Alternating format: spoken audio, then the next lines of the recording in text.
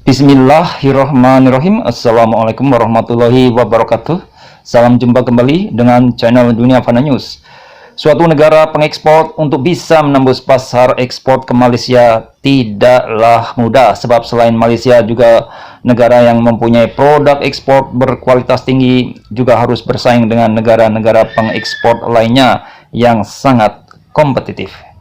Pun demikian, Korea Selatan sebagai negara maju di Asia yang dikenal sebagai negara produsen barang-barang ekspor berkualitas tinggi yang telah mendunia dengan produk elektroniknya seperti Samsung dan LG serta produk otomotif seperti Hyundai, Kia dan lain sebagainya, tetap harus memutar otak agar mampu menembus pasar di Malaysia.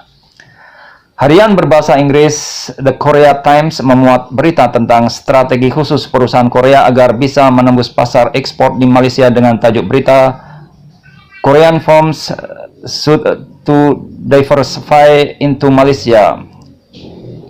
Perusahaan Korea harus melakukan diversifikasi ekspor ke Malaysia. Oke, inilah berita selengkapnya. Perusahaan Korea Selatan perlu mendiversifikasi ekspor dan investasi Asia Tenggara mereka ke Malaysia yang menyimpang dari fokus mereka pada Vietnam. Sebuah laporan mengatakan Malaysia telah menarik perhatian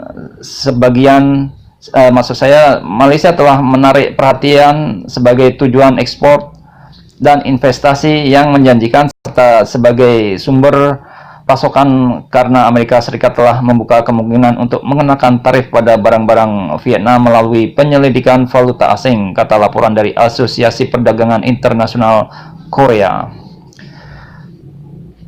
Laporan tersebut muncul saat perusahaan Korea Selatan berfokus pada Vietnam sebagai bagian dari upaya mereka untuk memasuki pasar Asia Tenggara yang berkembang pesat.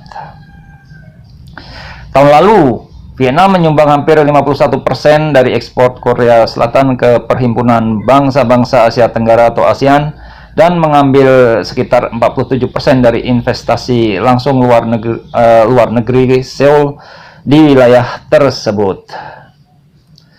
Malaysia telah membukukan pertumbuhan ekonomi yang kuat dalam beberapa tahun terakhir dengan produk domestik bruto atau PDB diperkirakan akan meningkat 7,8% pada tahun 2021, tertinggi di antara 10 negara ASEAN. Selain itu, negara ini menempati peringkat ke-12 dalam indeks lingkungan bisnis global Bank Dunia di antara 190 negara di seluruh dunia dan PDB per kapitanya berada sekitar 10.000 US dollar.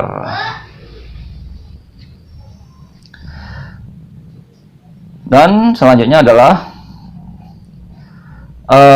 import barang mewah Malaysia tumbuh rata-rata tahunan sebesar 9,1% antara 2010 dan 2019 dengan rasio barang konsumsi terhadap total impor melebihi 10%.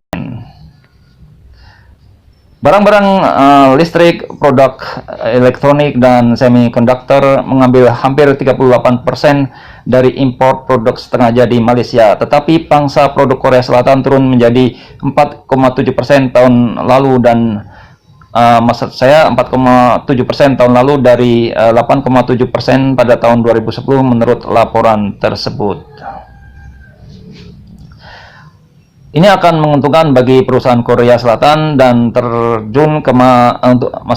ini akan menguntungkan bagi perusahaan Korea Selatan untuk terjun ke Malaysia yang sangat menarik dalam bentuk ekspor barang konsumsi dan investasi di industri jasa, kata Choi Eui-yun, seorang peneliti kita yang menulis laporan tersebut. Oke, demikian informasi yang bisa kami sampaikan kali ini. Semoga bermanfaat. Terima kasih atas perhatian Anda semuanya. Wassalamualaikum warahmatullahi wabarakatuh.